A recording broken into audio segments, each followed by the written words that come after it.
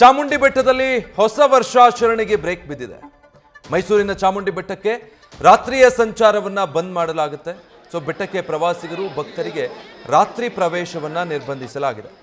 ರಾತ್ರಿ 8ರಿಂದ ಜನವರಿ 1ರ ಬೆಳಗ್ಗೆ 6 ಗಂಟೆವರೆಗೂ ಕೂಡ ನಿರ್ಬಂಧ ಇರುತ್ತೆ. ನಗರ ಪೊಲೀಸ್ ಆಯುಕ್ತೆ ಸೀಮಾ ಲಾಟ್ಕರ್ ಈ ಆದೇಶ ಹೊರಡಿಸಿದ್ದಾರೆ.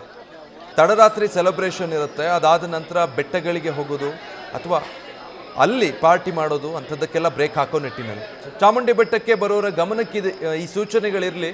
ರಾತ್ರಿ 9ರ ಬಳಿಕ ಬೆಟ್ಟದಲ್ಲಿರುವವರೆಲ್ಲ ಖಾಲಿ ಮಾಡಿ ಬರಬೇಕು, ಯಾರು ಕೂಡ ಅಲ್ಲಿ ಉಳಿಯೋ ಹಾಗಿಲ್ಲ. ಇನ್ನು ಬೆಟ್ಟಕ್ಕೆ ಊಟ ಮದ್ಯ ತೆಗೆದುಕೊಂಡು ಹೋಗೋ ಹಾಗಿಲ್ಲ. ಬೆಟ್ಟದ ಮೇಲೆ ಹೋಗಿ ಅಲ್ಲೇನೋ ಸೆಲೆಬ್ರೇಟ್ ಮಾಡ್ತೀವಿ ಅಂತ ಊಟ ಅಥವಾ ಮದ್ಯ ತಗೊಂಡು ಹೋಗೋದು ಅದು ಯಾವುದಕ್ಕೂ ಅವಕಾಶ ಇಲ್ಲ.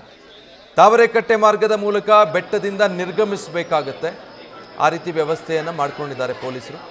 ಬೆಟ್ಟದ ನಿವಾಸಿಗಳು ಬಿಟ್ಟು ಮಿಕ್ಕವರು ಕೆಳಗಿಳಿರಿ ಅನ್ನುವಂಥ ಸೂಚನೆಯನ್ನು ಕೊಟ್ಟಿದ್ದಾರೆ.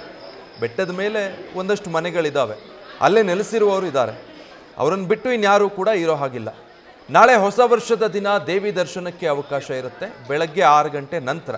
ಸೊ ಇವತ್ತು ರಾತ್ರಿ 8 ಗಂಟೆ ಮೇಲೆ ಬೆಟ್ಟಕ್ಕೆ ಹೋಗೋದಕ್ಕೆ ಬಿಡಲ್ಲ. 9 ಗಂಟೆ ಒಳಗೆ ಅಲ್ಲಿದ್ದವರೆಲ್ಲ ಖಾಲಿ ಮಾಡಿ ಕೆಳಗೆ ಬರಬೇಕು.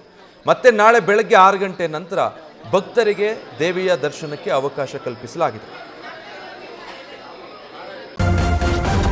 ನ್ಯೂಸ್ ಫಸ್ಟ್ ನಿರ್ಭೀತಿಯಿಂದ ನಿಮ್ಮ ಪರವಾಗಿ.